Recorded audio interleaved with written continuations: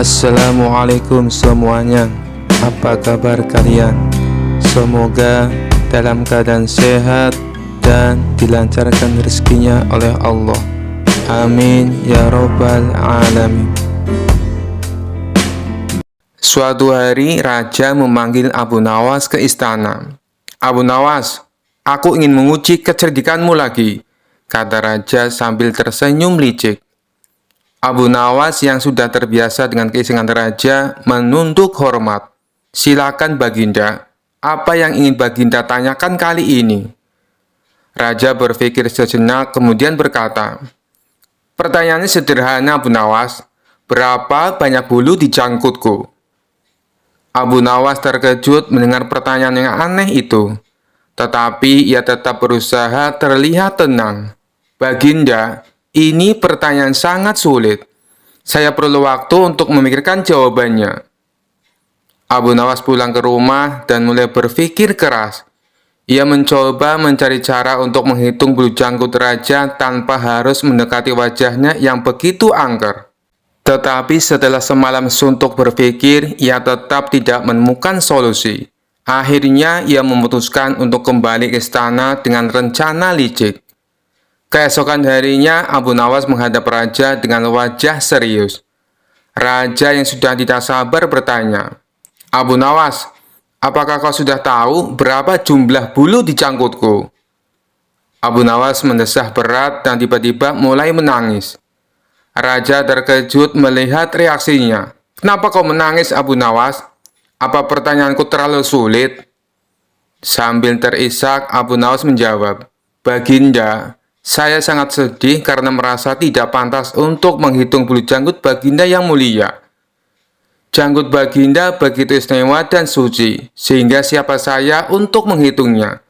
Saya hanya rakyat jelata, tidak layak untuk mengetahui rahasia besar seperti itu."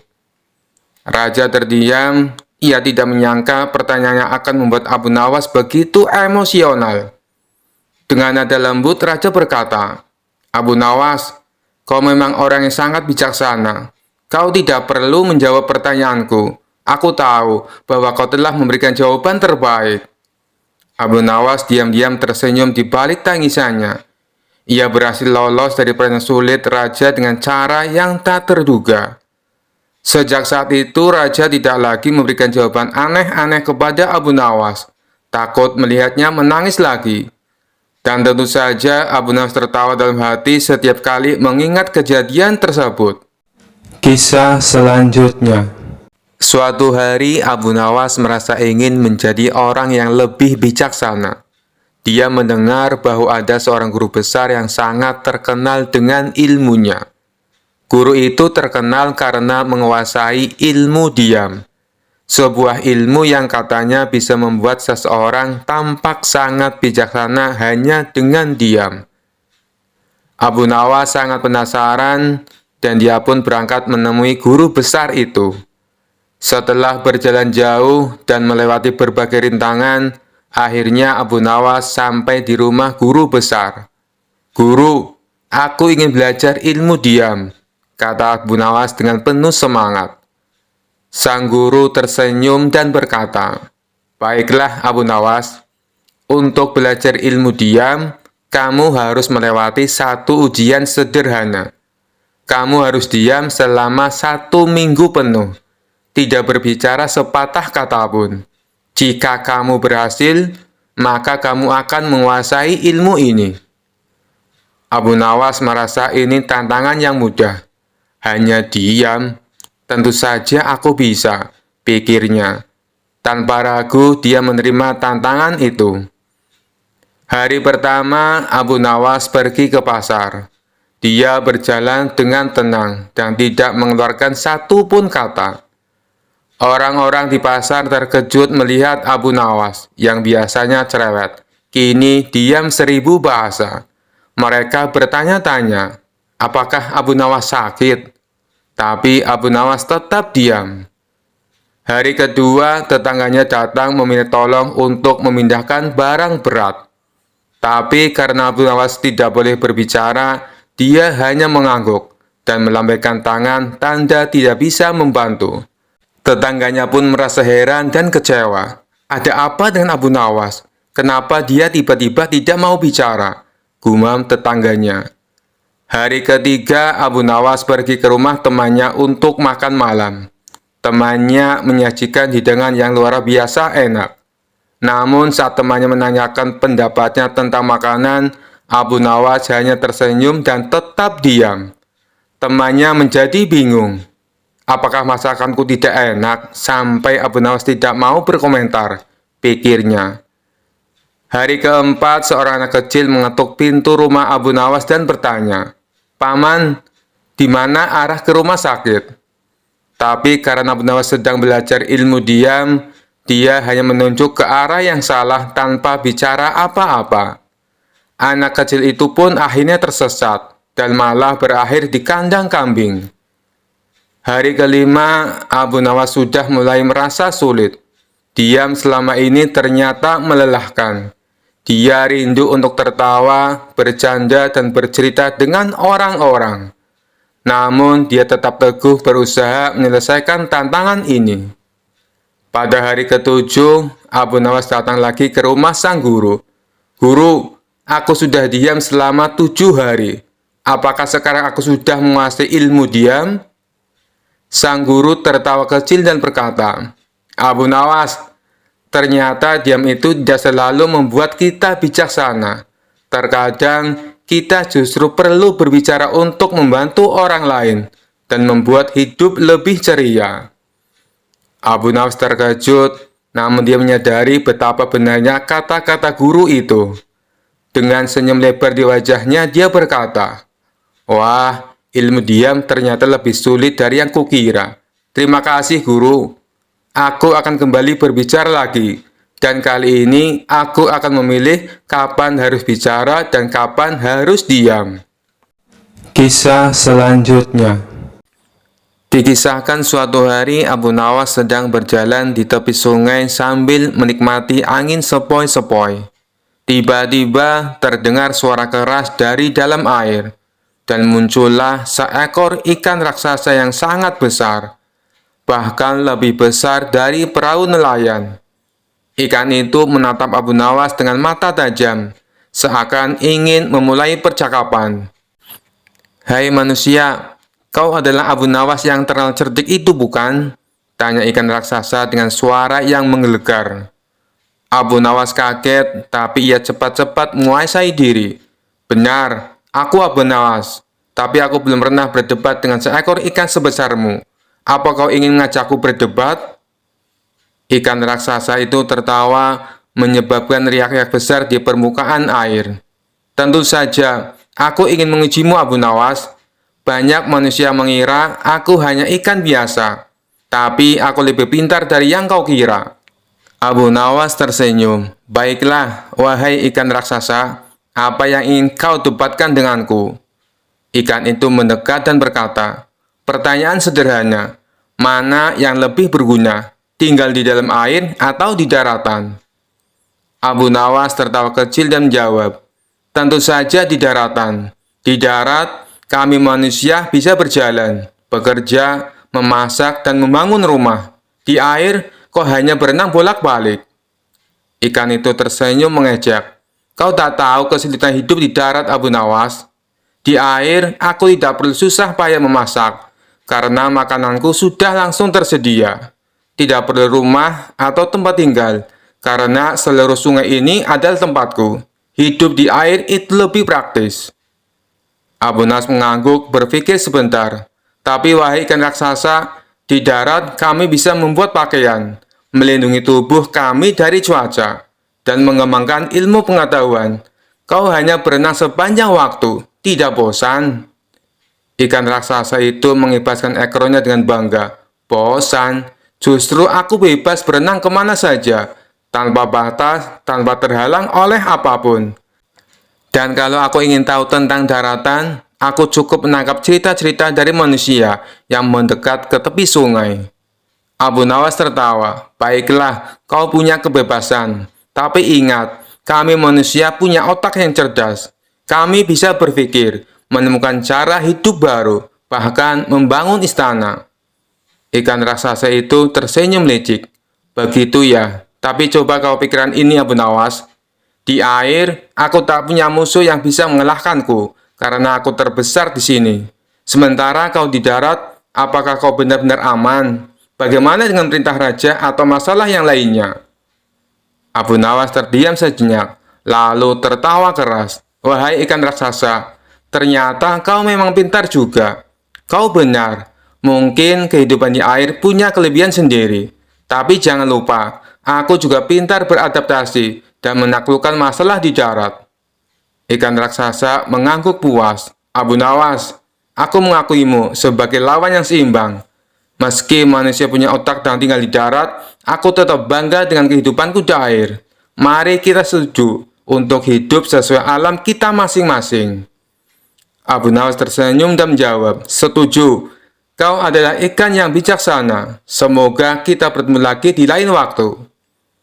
Dengan itu ikan raksasa menyelam kembali ke dalam air, meninggalkan riak yang besar. Sementara Abu Nawas melanjutkan perjalanannya sambil tertawa, merenungi percakapannya yang tak biasa dengan ikan raksasa yang penuh akal. Kisah selanjutnya. Al-Kisah, datanglah segerombolan prajurit dari istana atas perintah Raja Harun al-Rasyid untuk menangkap Abu Nawas di kediamannya. Abu Nawas dikabarkan telah menghilang cukup lama entah kemana. Tidak ada satupun yang tahu keberadaannya saat itu, termasuk istrinya sendiri. Tiba-tiba ia muncul dari persembunyiannya itu dan pulang kembali ke rumah untuk menemui istrinya. Suamiku, para prajurit kerajaan tadi pagi mencarimu. Ya istriku, ini urusan gawat. Aku baru saja menjual Sultan Harun al-Rasyid menjadi budak. Apa? Raja kujadikan budak. Kenapa kau lakukan itu suamiku? Supaya dia tahu, di negerinya ada praktek jual beli budak. Dan jadi budak itu sengsara. Sebenarnya maksudmu baik, tapi Baginda pasti marah. Buktinya, para prajurit diperintahkan untuk menangkapmu. Menurutmu, apa yang akan dilakukan Sultan Harun al-Rasyid kepadaku?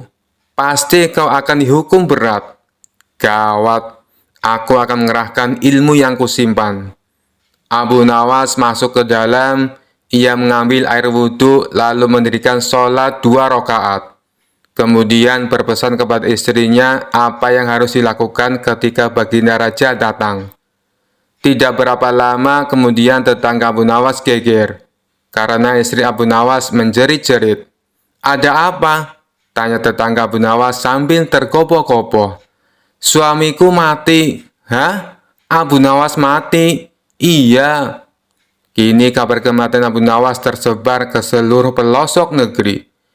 Baginda Raja terkejut, kemarahan dan kegeraman beliau agak surut mengingat Abu Nawas adalah orang yang paling pintar menyenangkan dan menghibur Baginda Raja. Baginda Raja beserta beberapa pengawal istana beserta tabib istana segera menuju rumah Abu Nawas. Tabib segera memeriksa Abu Nawas. Sesaat kemudian, ia memberi laporan kepada Baginda Raja bahwa Abu Nawas memang telah mati beberapa jam yang lalu. Setelah melihat sendiri tubuh Abu Nawas terbujur kaku tak berdaya, Baginda Raja merasa terharu dan meneteskan air mata. Beliau bertanya kepada istri Abu Nawas, "Adakah pesan terakhir Abu Nawas untukku?" "Ada Paduka yang mulia," kata istri Abu Nawas sambil menangis. "Katakanlah," kata Baginda Raja. "Suami hamba, Abu Nawas, memohon sudilah kiranya Baginda Raja mengampuni semua kesalahannya, baik di dunia maupun di akhirat di depan rakyat," kata istri Abu Nawas terbata-bata. "Baiklah, kalau itu permintaan Abu Nawas," kata Baginda Raja menyanggupi. Jenazah Abu Nawas diusung di atas keranda. Kemudian Baginda Raja mengumpulkan rakyatnya di tanah lapang. Beliau berkata, "Wahai rakyatku, dengarkanlah bahwa hari ini aku, Sultan Harun al-Rasyid, telah memaafkan segala kesalahan Abu Nawas yang telah diperbuat terhadap diriku dari dunia hingga akhirat, dan kalianlah sebagai saksinya. Tiba-tiba dari dalam keranda yang terbungkus kain hijau terdengar suara keras, "Syukur!" Seketika pengusung jenazah ketakutan, apalagi melihat Abu Nawas bangkit berdiri seperti mayat hidup. Seketika rakyat yang berkumpul lari tunggang langgang, bertubrukan, dan banyak yang jatuh terkilir. Abu Nawas sendiri segera berjalan ke hadapan Baginda Raja. Pakaiannya yang putih-putih bikin Baginda Raja keder juga. "Kau sebenarnya mayat hidup atau memang kau hidup lagi?" tanya Baginda Raja dengan gemetar. "Hamba masih hidup, tuanku. Hamba mengucapkan terima kasih yang tak terhingga atas pengampunan tuanku." "Jadi kau masih hidup?" "Ya, Baginda, segar bugar. Buktinya, kini hamba merasa lapar dan ingin segera pulang." "Kurang ajar. Ilmu apa yang kau pakai, Abu Nawas?" "Ilmu dari Maha Guru Sufi, guru hamba yang sudah meninggal dunia. Ajarkan ilmu itu kepadaku." "Tidak mungkin, Baginda. Hanya guru hamba yang mampu melakukannya. Hamba tidak bisa mengajarkannya sendiri." "Dasar pelit!" Baginda Raja menggerutu kecewa. Kisah selanjutnya.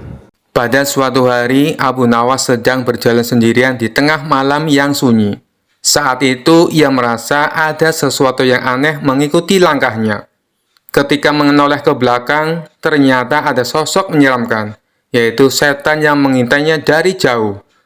Namun, Abu Nawas yang terkenal cerdik tidak merasa takut. Ia malah merasa ini kesempatan yang baik untuk mengerjai setan itu.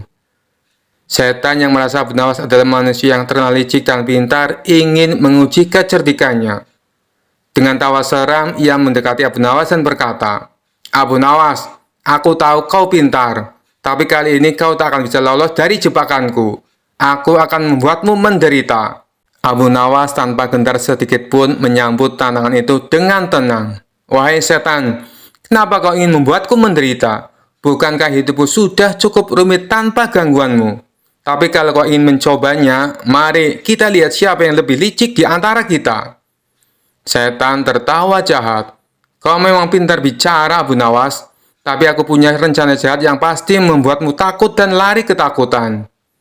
Abu Nawas pura-pura tertarik dan mendekati setan itu. "Oh, begitu. Rencana macam apa yang kau maksud?" Setan berkata dengan nada mengancam, "Aku akan memberimu mimpi buruk setiap malam. Kau akan tidur dengan rasa takut dan bangun dan ketakutan yang tak berujung." Namun bukannya takut, Abu Nawas justru tertawa terbahak-bahak. "Wahai setan, kau sungguh tak tahu apa-apa tentangku. Kau bikin aku takut dengan mimpi buruk? Padahal kau tahu tidak, ada mimpi buruk yang lebih buruk daripada yang bisa kau buat." Setan terdiam bingung. "Maksudmu apa, Abu Nawas? Aku adalah setan. Tidak ada mimpi yang lebih buruk dari yang bisa kubuat." Abu Nawas mendekat dan berbisik dengan nada serius. "Aku tahu mimpi yang jauh lebih buruk dari semua mimpimu.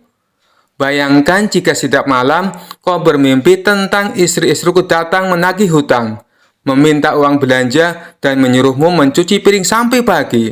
Itu adalah mimpi buruk yang tak tertahankan." Setan yang mendengar itu langsung gemetar. Ia membayangkan dirinya dicerca oleh istri-istri Abu Nawas yang galak, meminta ini itu dan mengomel sepanjang malam. Setan tak pernah membayangkan ada mimpi yang lebih mengerikan daripada yang bisa ia buat. "Wah, itu mengerikan," seru setan sambil mundur perlahan, mulai merasa kapok. Abu Nawas tidak berhenti sampai di situ. Ia berkata lagi dengan nada menggoda, "Dan kau tahu, jika kau berani menggangguku lagi, aku akan membuatmu bermimpi menjadi suamiku. Kau akan dituntut ini itu setiap hari. Tidak hanya mimpi buruk, tapi kehidupan nyata yang penuh penderitaan." Setan semakin ketakutan. "Tidak, tidak, cukup. Aku tidak ingin berurusan denganmu lagi, Abu Nawas. Kau terlalu licik dan menyeramkan bagi setan sepertiku." Setan itu pun lari terbirit-birit, meninggalkan Abu Nawas sendirian di malam hari. Abu Nawas hanya tersenyum puas, merasa berhasil menakuti setan sampai kapok. Dan sejak hari itu, setan tidak pernah berani mendekati Abu Nawas lagi. Setiap kali ada setan lain yang bertanya, setan yang pernah ditipu itu selalu berkata, "Jangan pernah coba-coba mengganggu Abu Nawas. Dia bisa membuatmu mengalami mimpi buruk yang tak pernah kau bayangkan sebelumnya." Kisah selanjutnya. Dikisahkan suatu hari Abu Nawas dan sahabatnya Abu Jahil mendapat undangan pesta pernikahan dari seorang saudagar kaya di kota. Sebelum berangkat, mereka berdebat soal angpau yang akan dibawa. "Abu Jahil, kau bawa angpau berapa?" tanya Abu Nawas. Abu Jahil menggaruk kepala. "Aduh Abu Nawas, aku sedang bokek, uangku tinggal sedikit. Buat makan minggu ini saja sudah pas-pasan." Abu Nawas mengangguk. "Aku juga sama Abu Jahil. Lalu, apa kita tidak usah bawa angpau saja?"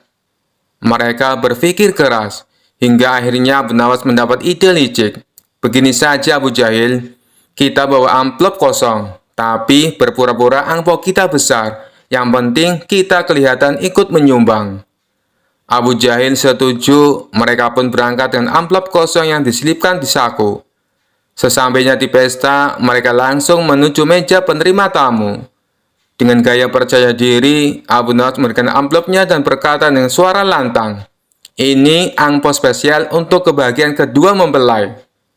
Abu Jahil mengikuti dengan gaya serupa, "Dan ini dari saya, hadiah besar untuk malam yang indah ini." Para penerima tamu mengangguk sambil tersenyum, tidak curiga sedikit pun. Abu Nawas dan Abu Jahil pun merasa aman dan puas. Mereka langsung menuju prasmanan dan menikmati makanan lezat tanpa rasa bersalah. Namun saat sedang asik makan, tiba-tiba pembawa acara mengumumkan, "Hadirin sekalian, untuk menghargai tamu spesial kita, saudagar akan membuka 3 amplop pertama yang diterima untuk ditunjukkan sebagai tanda terima kasih." Wajah Abu Nawas dan Abu Jahil langsung pucat pasi. Pembawa acara melanjutkan, "Baik, mari kita buka amplop pertama." Dan ternyata dari Abu Nawas. Seluruh tamu bertepuk tangan, sementara Abu Nawas hanya bisa tersenyum kaku, berharap amplopnya tidak ketahuan kosong. Pembawa acara membuka amplop itu, lalu terdiam sejenak. Oh, tampaknya amplop ini kosong. Semua tamu mulai berbisik-bisik, sementara Abu Jahil sudah keringat dingin. Sebelum tamu-tamu menyadari, Abu Nawas segera melangkah maju dengan percaya diri. "Maafkan saya, amplop kosong itu ada sebuah pesan bermakna. Itu ada simbol doa tulus kami yang tak bisa diukur dengan uang." Para tamu malah tertawa kagum, menganggap Abu Nawas sangat bijak dan kreatif. Mendengar penjelasan Abu Nawas, pembawa acara tersenyum dan mengangguk. "Baik, terima kasih Abu Nawas atas simbolnya yang unik," ujar pembawa acara. Namun saat giliran amplop Abu Jahil dibuka dan kosong juga, semua tamu tertawa lagi. Abu Jahil dengan canggung ikut beralasan, "Saya juga ikut mendoakan dengan tulus dan tak terukur." Seisi ruangan pun gemuruh dengan tawa. Dari hari itu, kisah amplop kosong berisi doa tulus menjadi cerita yang terkenal di seluruh kota. Dan Abu Nawas serta Abu Jahil berhasil lolos tanpa bayar sepeser pun. Kisah selanjutnya. Abu Nawas mendengar kota Baghdad gempar mengenai adanya seseorang yang mengaku sebagai peramal sakti. Di depan banyak orang, dia sesumbar bisa mengetahui peristiwa yang akan datang. Hal ini pun membuat rakyat penasaran, termasuk Abu Nawas. Bahkan ada sebagian orang sengaja datang ke tempat peramal itu untuk minta diketahui nasibnya. Dengan ekspresi layaknya orang sakti, orang tersebut memberitahu kepada pasiennya tentang nasib yang akan terjadi di kemudian hari. Orang yang mengaku sakti itu cukup pintar mengolah kata. Sebab apabila ramalannya tidak sesuai kenyataan, dia beralasan karena si pasien telah melanggar aturan, sehingga nasib baiknya tidak kunjung datang. Anehnya, ada saja orang yang percaya dengan bualan si peramal palsu. Alhasil, rumahnya kini banyak didatangi pasien yang ingin diramal masa depannya. Hal ini membuat Abu Nawas resah. Ia ingin sekali memberi pelajaran kepada si peramal palsu. Setelah berpikir lama, akhirnya sosok cerdik ini menemukan ide untuk mengerjai orang yang mengaku sakti itu. Besoknya Abu Nawas mendatangi rumah si peramal palsu dengan membawa tongkat di tangannya. "Ada apa wahai anakku? Apa yang kau keluhkan?" tanya si peramal palsu dengan nada sok berwibawa. "Aku cuma mau tanya, apa benar Anda bisa meramal masa depan?" tanya Abu Nawas. "Tepat sekali, kau datang ke tempat yang benar," jawab orang tersebut. "Oh, begitu. Selain meramal masa depan orang, apakah Anda juga bisa meramal nasib Anda sendiri di masa mendatang?" tanya Abu Nawas lagi. "Tentu saja bisa, wahai anakku. Aku bisa tahu apa yang akan terjadi pada diriku sendiri," jawab si peramal palsu. Setelah mendengar pengakuan orang tersebut, tiba-tiba Abu Nawas memukulkan tongkatnya tepat mengenai kepala si peramal. "Aduh, kenapa kau memukulku?" tanya si peramal palsu kesakitan. "Tadi katanya Anda bisa tahu apa yang akan terjadi pada diri Anda sendiri. Seharusnya sebelum aku memukul, Anda sudah menghindar. Berarti Anda pembohong," ujar Abu Nawas. "Tidak, wahai anakku. Sebenarnya aku sudah tahu, bahkan sebelum kau datang ke sini," kata si peramal berpura-pura. "Tapi kenapa Anda tadi tidak mengelak sewaktu aku pukul?" tanya Abu Nawas. "Itu aku sengaja membiarkannya," jawab peramal palsu tersebut. "Baiklah, sekarang coba tebak apa yang akan menimpamu lagi," tanya Abu Nawas sambil mengangkat tongkatnya. Si peramal buru-buru menjauh dari Abu Nawas. "Kamu pasti akan memukulku," jawab si peramal palsu.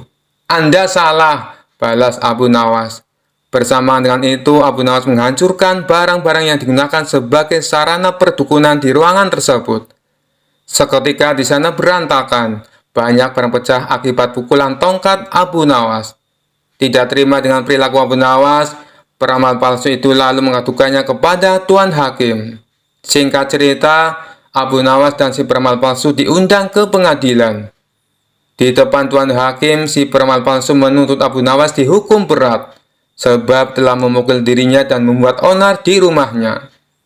"Hai Abu Nawas, apa alasanmu sampai tega memukul dia dan kenapa kau menghancurkan barang-barangnya?" tanya Tuan Hakim. "Begini Tuan Hakim, awalnya hamba tanya ke dia, apakah bisa tahu nasib yang akan terjadi kepada dirinya sendiri. Dia kan ngakunya peramal dan bilang katanya tahu, tapi saat hamba pukul pakai tongkat, dia tidak menghindar. Tuan Hakim pasti menghindarkan apabila tahu ada orang yang akan memukul. Jadi yang salah siapa? Dia yang pembohong atau hamba yang memukul?" cerita Abu Nawas. "Lalu saat hamba hancurkan barang-barangnya, ternyata dia juga tidak tahu Tuan Hakim. Kalau dia tahu, pasti sebelum hamba datang sudah mengamankan barang-barangnya, ditaruh di dalam kamar. Katanya bisa meramal masa depan, sedangkan masa depannya sendiri saja tidak tahu. Berarti dia pembohong," jelasnya. "Ada benarnya apa yang dikatakan Abu Nawas. Kalau kau memang mau peramal, harusnya tahu apa yang akan terjadi kepadamu," ucap Tuan Hakim kepada si peramal palsu. Akhirnya Abu Nawas dibebaskan dari tuntutan hukuman. Sementara orang yang mengaku sakti itu menjadi kapok. Dia tidak berani membuka praktek ramalannya lagi. Kisah selanjutnya. Suatu hari, raja sedang dalam suasana hati yang sangat aneh. Ia ingin menguji kecerdikan Abu Nawas sekali lagi dengan perintah yang mustahil. Sambil duduk di singgasananya, ia memanggil Abu Nawas dan berkata dengan wajah serius, "Abu Nawas, kali ini aku ingin kau melakukan tugas yang sangat spesial." Abu Nawas yang sudah terbiasa dengan perintah-perintah aneh dari raja, langsung tahu pasti akan ada sesuatu yang sulit kali ini. Tapi ia tetap tersenyum dan bertanya, "Apa perintah paduka kali ini?" Raja menatap Abu Nawas dengan tatapan tajam dan berkata, "Aku ingin kau mencari pohon yang bisa berbicara. Bawa pohon itu ke istana dan buktikan bahwa ia bisa berbicara." Abu Nawas terdiam sejenak, lalu tertawa kecil di dalam hati. Ia tahu bahwa tugas ini mustahil dilakukan. Namun, ia tidak ingin mengecewakan raja. Jadi, ia memutuskan untuk menerima tantangan ini dengan cara yang cerdik. "Baiklah, paduka," kata Abu Nawas sambil tersenyum. "Berikan aku waktu seminggu, dan aku akan mencari pohon yang bisa berbicara." Raja mengangguk setuju meski dalam hati merasa yakin Abu Nawas tidak akan bisa menyelesaikan tugas ini. Selama seminggu, Abu Nawas berpikir keras mencari cara untuk menyelesaikan tugas tersebut. Ia berjalan-jalan di sekitar hutan, mengamati pohon-pohon, dan akhirnya mendapatkan ide cemerlang. Setelah seminggu, Abu Nawas kembali ke istana dengan wajah penuh percaya diri. Raja yang penasaran langsung bertanya, "Bagaimana Abu Nawas? Apakah kau menemukan pohon yang bisa berbicara?" Abu Nawas tersenyum dan menjawab, "Tentu saja Paduka, pohon itu ada di hutan dekat desa. Saya sudah berbicara dengannya, dan ia setuju untuk menjawab pertanyaan Paduka. Tapi pohon itu punya syarat." Raja tercengang dan bertanya, "Syarat? Apa syaratnya?" Abu Nawas menjelaskan, "Pohon itu tidak mau diganggu oleh banyak orang. Ia ingin Paduka datang sendirian tanpa ada pengawal. Hanya dengan begitu, ia akan berbicara." Raja yang penasaran dengan keajaiban ini segera setuju. "Baik, aku akan pergi sendirian. Tunjukkan di mana pohon itu berada." Abu Nawas lalu membawa raja ke hutan, menuju sebuah pohon besar yang sangat tua. Pohon itu tampak kokoh dengan akar yang besar menjalar di sekelilingnya. Setelah sampai di depan pohon, Abu Nawas berkata, "Inilah pohon yang bisa bicara, Paduka. Silakan berbicara padanya, dan ia akan menjawab." Raja yang penasaran mendekati pohon itu dan mulai bertanya, "Wahai pohon, benarkah kau bisa berbicara?" Tentu saja pohon itu diam saja, tidak ada suara apapun. Raja mulai bingung, lalu menoleh ke Abu Nawas dan bertanya, "Mengapa pohon ini tidak berbicara?" Abu Nawas yang sudah siap dengan jawabannya tersenyum lebar dan menjawab, "Paduka, pohon ini sudah berbicara. Namun ia berbicara dengan caranya sendiri, bukan dengan kata-kata." Raja semakin bingung, "Apa maksudmu Abu Nawas?" Abu Nawas lalu menjelaskan, "Paduka, setiap pohon berbicara melalui gerakannya. Daunnya yang melambai ditiup angin, cabangnya yang bergoyang ketika disentuh, itu semua adalah bahasa mereka. Pohon ini tadi sudah menyapa Paduka dengan anggukan dahan dan hembusan angin. Bukankah itu tanda ia merespon kehadiran Paduka?" Raja berpikir sejenak, lalu melihat ke arah pohon yang memang melambai sedikit karena angin. Meskipun Raja tahu bahwa pohon tidak berbicara seperti manusia, ia tidak bisa menyangkal kecerdikan Abu Nawas.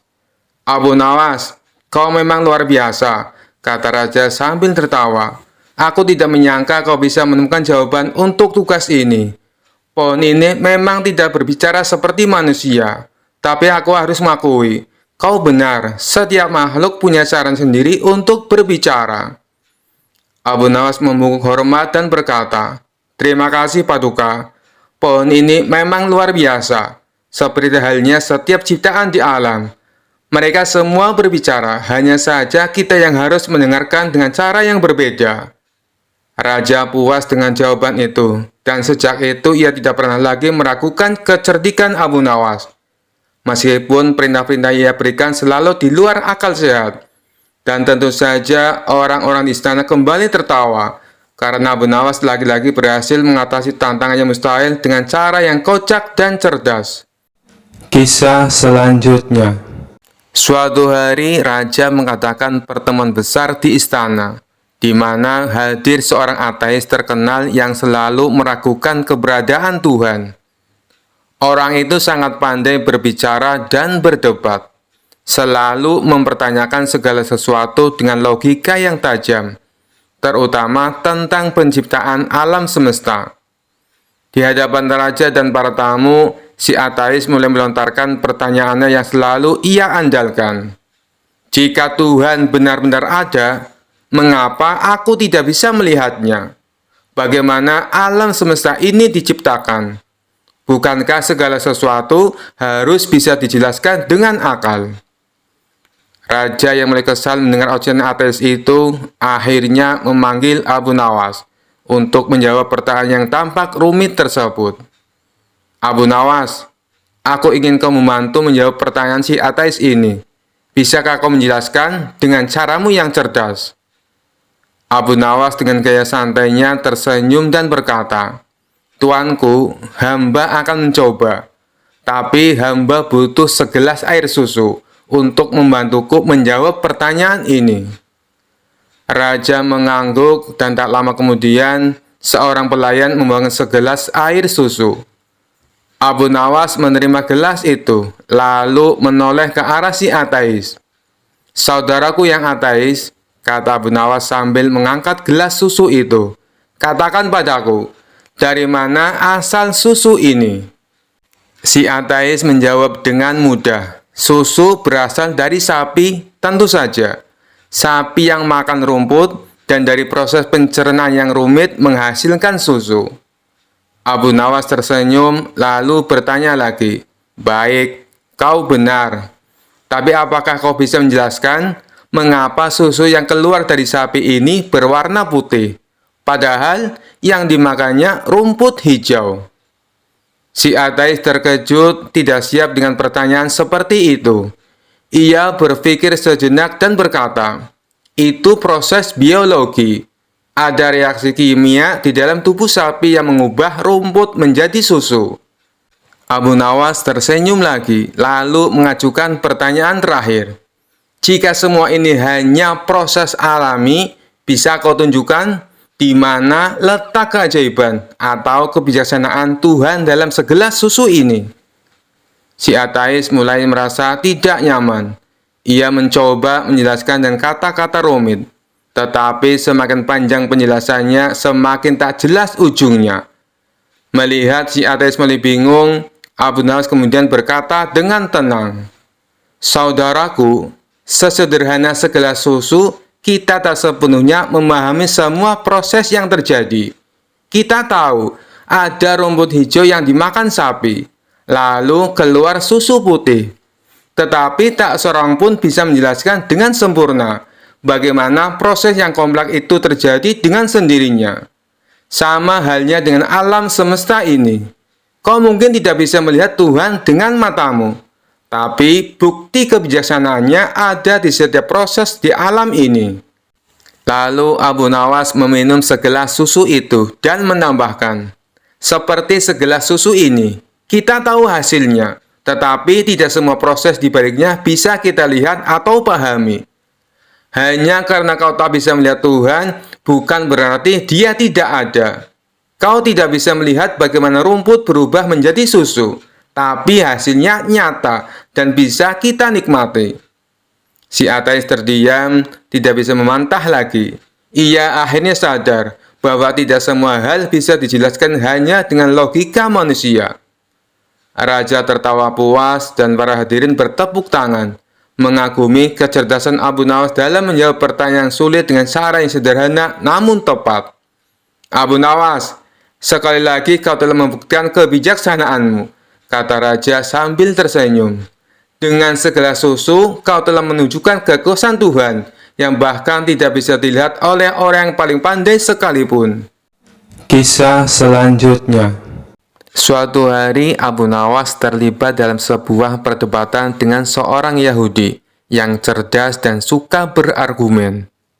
Orang Yahudi itu terkenal sering mengajukan pertanyaan-pertanyaan sulit untuk menguji kepercayaan orang lain. Kali ini ia memutuskan untuk menantang Abu Nawas dalam sebuah perdebatan tentang keberadaan siksa kubur. Yahudi itu mendatangi Abu Nawas dengan senyum sinis dan langsung bertanya, "Abu Nawas, kau ini terkenal cerdik, tapi aku ingin tahu apakah kau bisa menjawab pertanyaanku. Apakah benar siksa kubur itu ada? Bagaimana bisa ada sesuatu setelah mati, padahal tubuh sudah tidak hidup lagi?" Abu Nawas yang tenang seperti biasa tersenyum dan membalas, "Tentu saja siksa kubur itu ada, wahai sahabatku. Hanya karena kita tidak bisa melihatnya dengan mata kepala sendiri, bukan berarti itu tidak ada." Yahudi itu tertawa kecil dan berkata, "Kau hanya mengikuti keyakinan buta, Abu Nawas. Buktikan padaku bahwa siksa kubur itu ada. Karena selama ini aku belum pernah mendengar seseorang keluar dari kuburnya dan memberitahu bahwa dia mengalami siksa." Abu Nawas mengelus jenggotnya, berpikir sejenak, lalu berkata dengan nada serius, "Baiklah, kalau kau ingin bukti, aku akan memberimu bukti sekarang juga. Tapi aku butuh bantuanmu sedikit." Yahudi itu penasaran dan setuju. "Baik, aku siap membantumu, Abu Nawas. Apa yang harus kulakukan?" Abu Nawas lalu menunjuk sebidang tanah di dekatnya dan berkata, "Pertama-tama, kita harus menggali lubang kecil. Kau akan masuk ke dalamnya, dan aku akan menutupmu dengan tanah sejenak.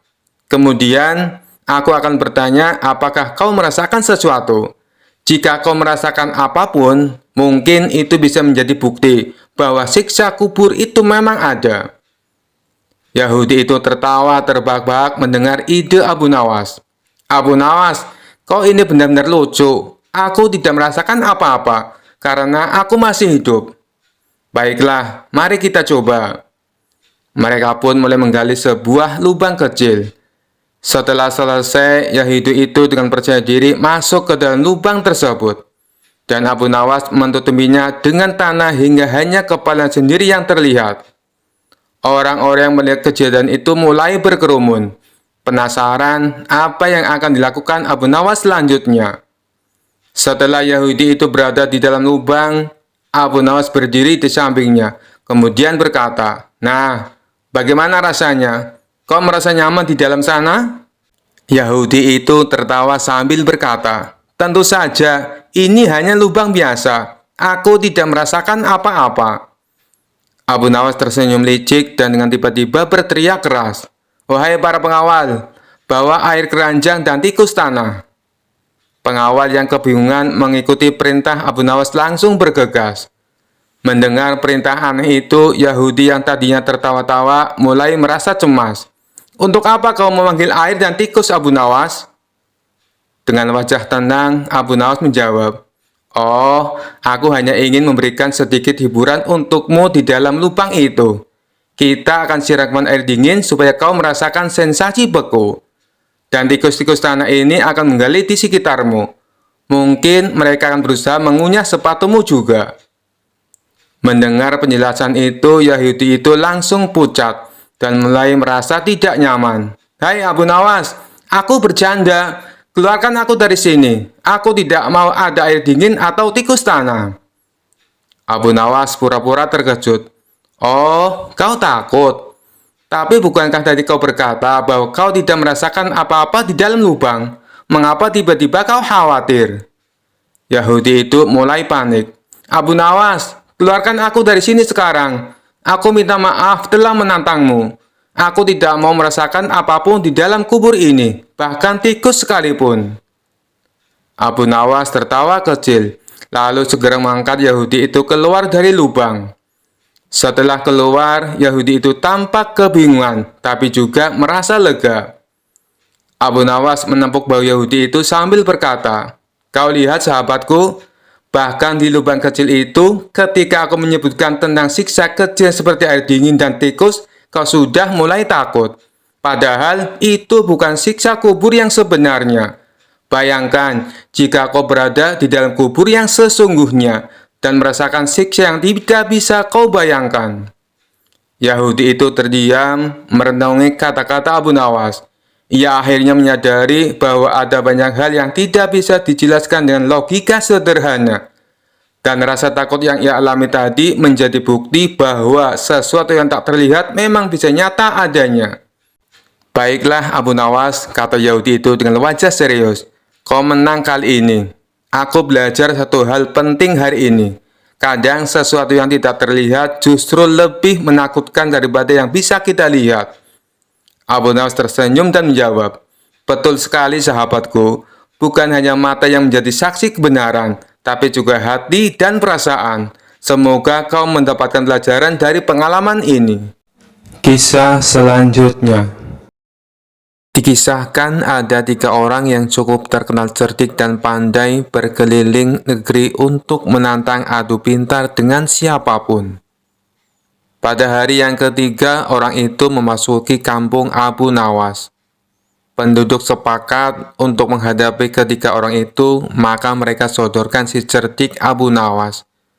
Saya yakin Abu Nawas bisa mengatasi 3 orang itu, ujar salah seorang penduduk. Singkat cerita, Abu Nawas akhirnya setuju menghadapi orang itu. Adu kepintaran antara Abu Nawas dan ketiga orang itu diadakan di tengah lapangan, sehingga masyarakat bisa menonton. Setelah waktu yang ditentukan tiba, maka berkumpullah para penduduk setempat. Abu Nawas tampak santai, acara pun segera dimulai. Masing-masing kontestan memperkenalkan diri masing-masing.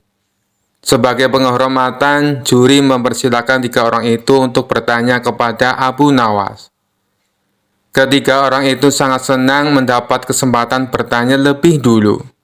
Maka dengan congkaknya orang pertama bertanya kepada Abu Nawas, "Di mana sebenarnya pusat bumi ini, wahai Abu Nawas yang tolol?" Abu Nawas tersenyum simpul, dibilang tolol. Secerdik ini menjawab, "Itu sih gampang." "Kalau begitu di mana?" desak orang itu. "Tepat di bawah telapak kaki saya, saudari yang budiman," ujar Abu Nawas dengan senyum mengembang sembari merapalkan kakinya dan sedikit membungkuk. Jawaban Abu Nawas itu membuat orang kedua tidak terima. Ia langsung berkata dengan keras, "Bagaimana saudara bisa membuktikan hal itu? Jika kalian tidak percaya atas jawabanku, ukur saja sendiri," jawab Abu Nawas enteng. Tampaknya jawaban itu telah membuat orang pertama tertegun dan hanya biasa diam saja. Untuk itulah tiba giliran orang kedua mengajukan pertanyaan kepada Abu Nawas. "Berapa banyak jumlah bintang di langit?" Pernyataan yang nyaris sama dan sudah pasti dijawab oleh Abu Nawas dengan mudah. "Bintang-bintang yang ada di langit itu jumlah sama dengan rambut yang tumbuh di keledaiku ini," ujar Abu Nawas sembari menuding keledainya yang sedang merumput. "Bagaimana saudara bisa membuktikan hal itu?" tanya orang kedua dengan suara tinggi. "Nah, kalau tidak percaya, hitung saja rambut yang ada di keledai ini. Nanti saudara akan tahu kebenarannya," jawab Abu Nawas. "Itu sih bodoh, akal-akalan saja. Bagaimana orang bisa menghitung bulu keledai?" sanggah orang pintar kedua itu. "Nah, kalau aku bodoh, berarti saudara juga bodoh. Bagaimana bisa orang menghitung bintang di langit?" ujar Abu Nawas tak mau kalah. Mendengar jawaban itu, si orang kedua pun langsung mengunci mulutnya. Sekarang tampillah orang yang ketiga. Orang ini konon paling cerdas di antara yang lain. Ia memang agak terganggu oleh kecerdikan Abu Nawas dan dengan ketus ia bertanya, "Tampaknya saudara tahu banyak mengenai keledai. Coba saudara katakan padaku, berapa jumlah bulu yang ada di ekor keledai itu?" Sebuah pernyataan yang tidak kreatif, nyaris mirip orang pertama dan kedua. Ini tentu saja membuat Abu Nawas tertawa mengejek. "Aku tahu jumlahnya. Jumlah bulu yang ada di ekor keledai ini sama dengan jumlah rambut yang ada di janggut saudara," jawab Abu Nawas dengan senyum-senyum. "Bagaimana saudara bisa membuktikan hal itu?" tanya orang ketiga penasaran. "Oh, itu mudah saja. Begini saudara. Saudara mencabut sehelai bulu dari ekor keledaiku. Kemudian, saya akan mencabut sehelai rambut dari janggut saudara. Nah, kalau sama, maka yang aku katakan adalah benar. Kalau tidak, berarti saya keliru," jawab Abu Nawas. Tentu saja orang ketiga itu dibuat mati kutu oleh Abu Nawas. Bisa dibayangkan sakitnya jika rambut di janggut itu dicabut satu persatu, sejumlah bulu di ekor keledai Abu Nawas. Orang ketiga tak terima dengan cara menghitung demikian. Hanya saja dia tak bisa berkutik.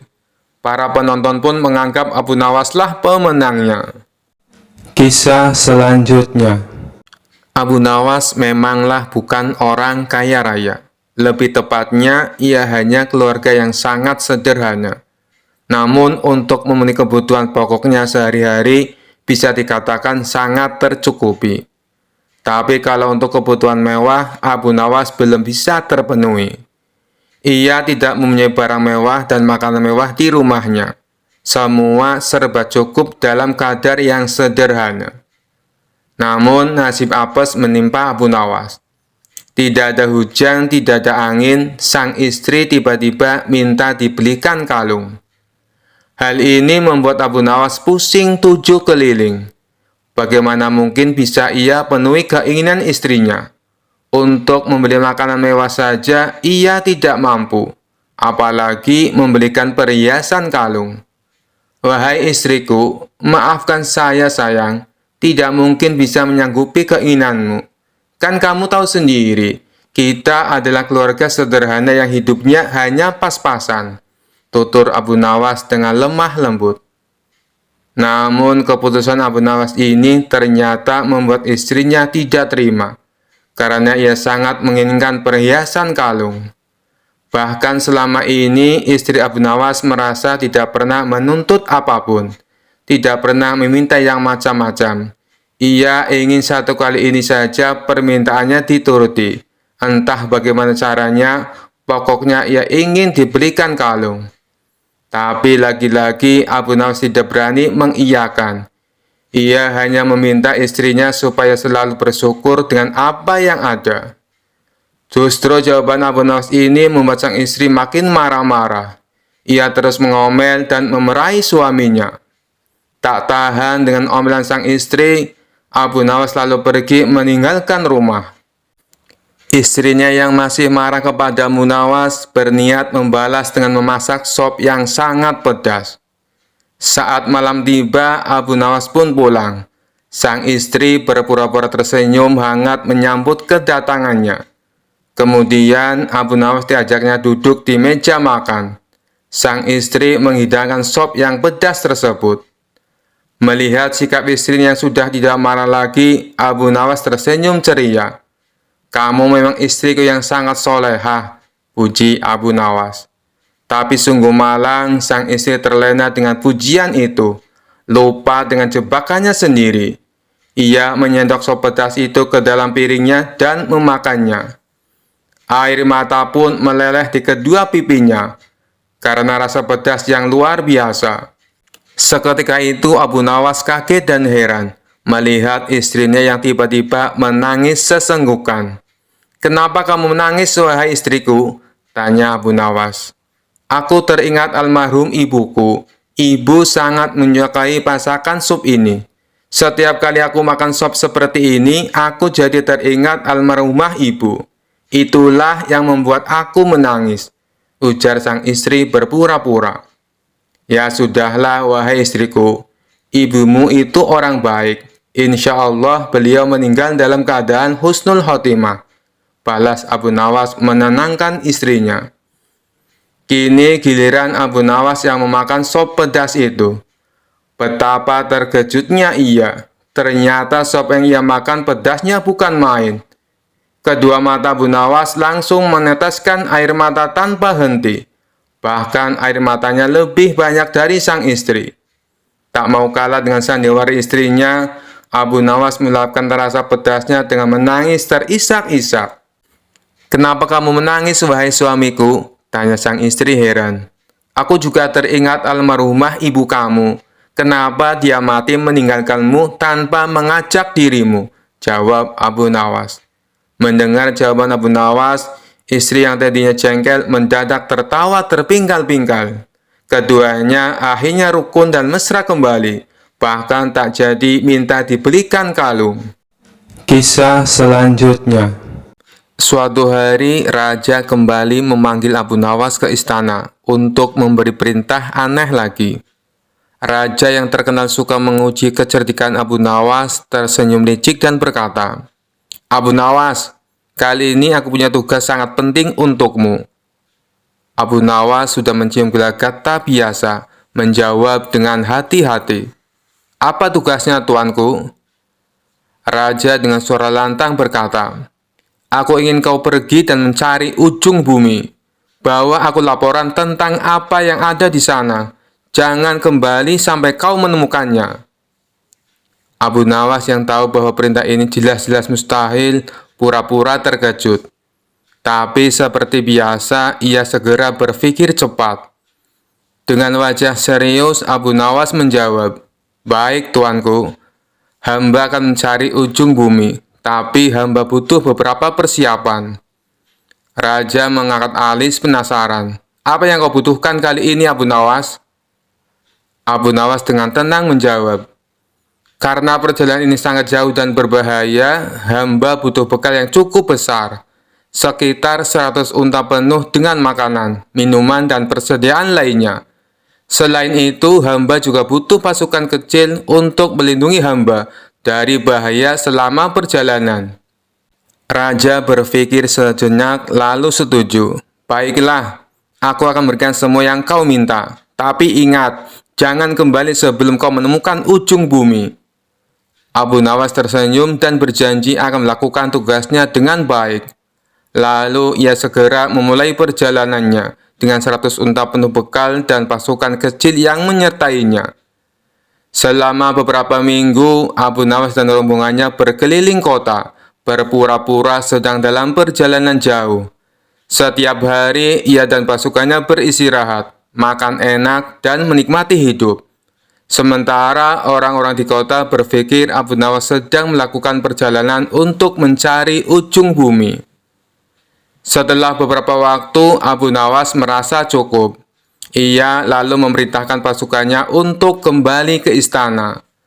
Saat tiba di depan raja, Abu Nawas melaporkan dengan penuh kepercayaan diri, "Tuanku, hamba telah pergi mencari ujung bumi, dan hamba punya kabar penting."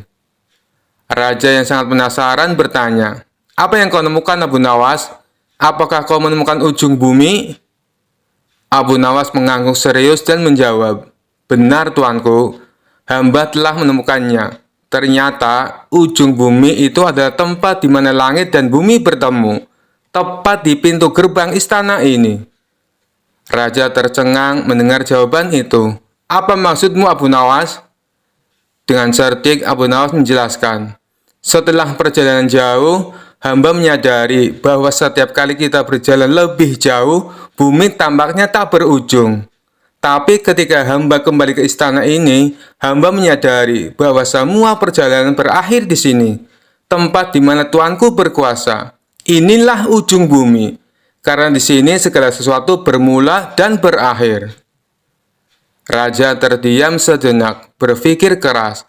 Ia tahu Abu Nawas sedang bermain-main dengan logika, tapi jawaban itu sangat masuk akal dan filosofis. Akhirnya, raja tertawa terbahak-bahak dan berkata, "Abu Nawas, kau memang tak pernah gagal membuatku kagum. Kau telah melaksanakan tugasmu dengan baik. Ujung bumi memang berada di sini, di bawah kekuasaanku." Semua orang istana ikut tertawa, sementara Abu Nawas tersenyum puas. Sekali lagi ia berhasil keluar dari tugas mustahil dengan cara yang cerdik dan kocak, membuat raja tak bisa berkata apa-apa selain tertawa. Kisah selanjutnya. Pada suatu hari, Abu Nawas sedang berjalan-jalan di pasar dan bertemu dengan Abu Jahil, orang yang terkenal suka menjahili orang lain. Abu Jahil mendekati Abu Nawas dengan senyum penuh tipu muslihat dan berkata, "Wahai Abu Nawas, aku dengar engkau adalah orang yang sangat cerdas. Bagaimana kalau kita bermain tebak-tebakan? Siapa yang kalah harus memberikan uang 10 dinar." Abu Nawas yang tahu Abu Jahil suka menjebak orang dengan tipu muslihatnya tersenyum dan berkata, "Baiklah Abu Jahil, aku terima tantanganmu. Silakan mulai." Abu Jahil tersenyum lebar dan mulai tebakannya. Tebakan pertama, apa yang ada di langit, tapi tidak bisa kau lihat dengan mata telanjang? Abu Nawas berpikir sejenak, lalu berkata, "Mudah sekali, jawabannya adalah bintang-bintang yang jauh." Abu Jahil terkejut karena Abu Nawas menjawab dengan cepat dan benar. Tapi ia tak mau kalah. "Baiklah, sekarang giliranku lagi," katanya. Tebakan kedua, apa yang bisa terbang tapi tidak punya sayap? Abu Nawas merenung dan berpikir keras. Setelah beberapa saat, ia tersenyum dan menjawab, "Asap. Asap bisa terbang ke langit, tapi tak punya sayap." Abu Jahil mulai kesal karena Abu Nawas terus menjawab dengan benar. Maka ia memutuskan untuk memberikan tebakan-tebakan yang lebih sulit. Sekarang tebakan ini. Apa yang bisa berjalan tanpa kaki, terbang tanpa sayap, dan menangis tanpa air mata? Abu Nawas menggaruk-garuk kepalanya, pura-pura berpikir keras. Setelah beberapa saat, ia dengan sengaja berkata, "Aku menyerah. Apa jawabannya?" Abu Jahil tersenyum puas, kemudian berkata, "Jawabannya adalah awan. Awan berjalan di langit, terbang tanpa sayap, dan kadang-kadang meneteskan hujan seolah menangis tanpa air mata." Abu Nawas pura-pura terkejut dan berkata, "Hebat sekali. Baiklah Abu Jahil, sekarang giliranku. Kalau kau bisa menjawab, aku akan mengaku kalah." Abu Jahil yang merasa sangat percaya diri menjawab, "Silakan, aku siap." Abu Nawas tersenyum licik lalu bertanya, "Apa yang ada di saku bajuku sekarang ini?" Abu Jahil tertegun. Ia tahu ini pertanyaan jebakan, tapi ia tetap mencoba menebak. Mungkin uang 5 dinar." Abu Nawas menggeleng sambil tertawa. "Salah." Abu Jahil mencoba lagi. "Kalau begitu mungkin kunci rumahmu." Abu Nawas kembali menggeleng. "Salah lagi." Abu Jahil semakin kesal dan bertanya, "Baiklah, apa jawabannya?" Dengan senyum lebar, Abu Nawas mengeluarkan tangannya dari saku, memperlihatkan tangannya yang kosong, dan kemudian berkata, "Jawabannya adalah tidak ada apa-apa." Abu Jahil terkejut dan protes, "Itu tidak adil, itu bukan tebakan yang benar." Abu Nawas hanya tertawa terbahak-bahak. "Kau sendiri yang menerima tantangan. Tebakannya sederhana, dan kau salah menebak. Sekarang bayarlah 10 dinarmu." Semua orang yang mendengar kisah itu tertawa keras, sementara Abu Jahil hanya bisa menggerutu sambil menyerahkan 10 dinar kepada Abu Nawas. Sekali lagi, Abu Nawas berhasil mengalahkan lawannya dengan kecerdikan yang tak terkalahkan. Sekian dulu perjumpaan kita kali ini. Sampai bertemu lagi di kisah-kisah selanjutnya. Terima kasih yang sudah subscribe dan setia menonton channel ini. Wassalamualaikum warahmatullahi wabarakatuh.